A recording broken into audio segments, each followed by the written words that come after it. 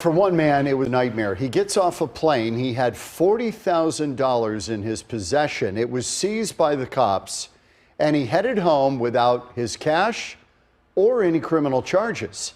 It happened to a North Carolina man more than a year ago when he landed at Sky Harbor. Today, a chance to get his money back. Matt Galka joins us live to fill us in on this odyssey of Mr. Johnson.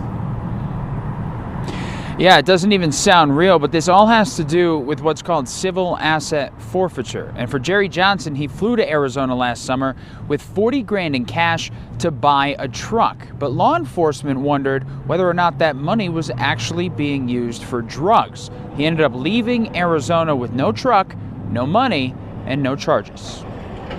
Jerry Johnson has 2 trucks at his small business in Charlotte, North Carolina. He wanted a third, so he flew to Phoenix last August to try and buy one at an auction. I went home empty-handed. He had $39,500 in cash on him to make the purchase, but he was stopped by police at baggage claim. We went upstairs to his office.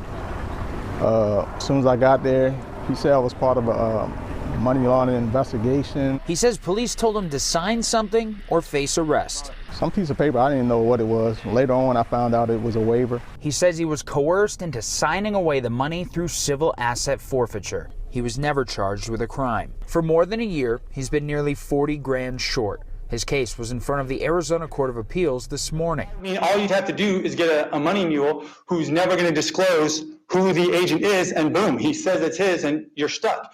Because in this case, we even asked him about who he was wiring. I'm sorry if it seems harsh that the state should actually have to come forward with evidence before it takes people's money away at the airport. But that's the law. And in the time since Jerry's case originally happened last summer, the Arizona State Legislature has reformed state law and banned law enforcement from asking for the very signature that Jerry gave, forcing him to turn over his property. Government hasn't shown that Jerry was involved in criminal activity, which he absolutely was not. And so the money is Jerry's and it should be back in his pocket.